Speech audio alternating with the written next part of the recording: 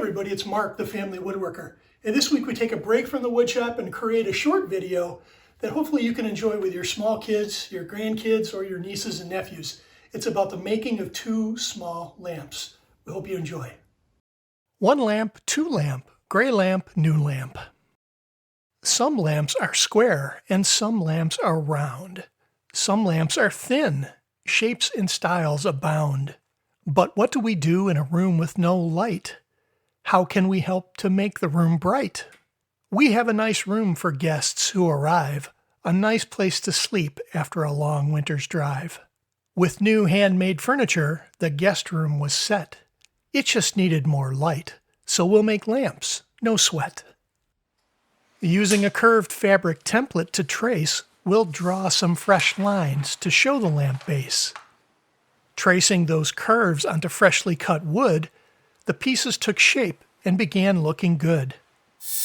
Off to the bandsaw we go to make cuts. Watch those fingers and don't be a klutz. Cut on the lines to follow the curves. It takes steady hands, so ready your nerves. Away to the sander to make the cuts smooth. I fell into a rhythm, a sweet spot, a groove. The pieces began to feel slick to the touch. The curves looked great. It really didn't take much.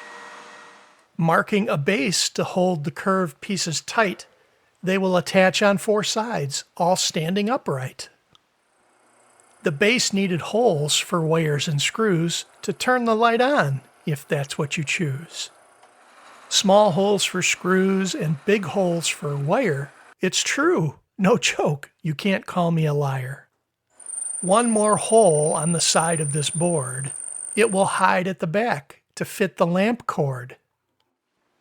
With the pieces in hand, we can start to assemble. It looks really cool. I started to tremble. Screws from the bottom will hold it together, and the base is heavy, not light as a feather. We need one more piece to hide a center rod. Loose wire in the lamp would look kind of odd. I cut out a piece of oak on the saw and drilled out the center, clamped up without flaw. Back to the table to try our new part. It fits in the middle pretty nicely to start. The metal tube hides inside the oak rectangle, protecting the lamp cord that would otherwise dangle. With tightening of nuts and adding some nails, we'll add some new color to finish this tale. Splatters of stain, who knows where they go, but a shop shirt protects the rest of my clothes. The wood stain looks gray with a touch of some blue. All mixed together, it makes a nice brew. I'll brush on some finish that looks kind of shiny, though the brush, I'll admit, will look awful tiny.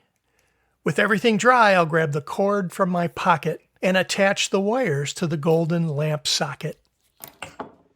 The wire feeds down through the lamp, though it's snug, and hopefully still long enough to attach to a plug. The lamps are now done, but unfinished, I'm afraid. They won't look complete without a lampshade. Sitting nicely now on tables for all guests to see, they light the room brightly. Now won't you agree? And though our story had its highs and its lows, it's time to bring this video book to a close. We thank you for joining us on this woodworking quest. The room is now ready to host our next guest.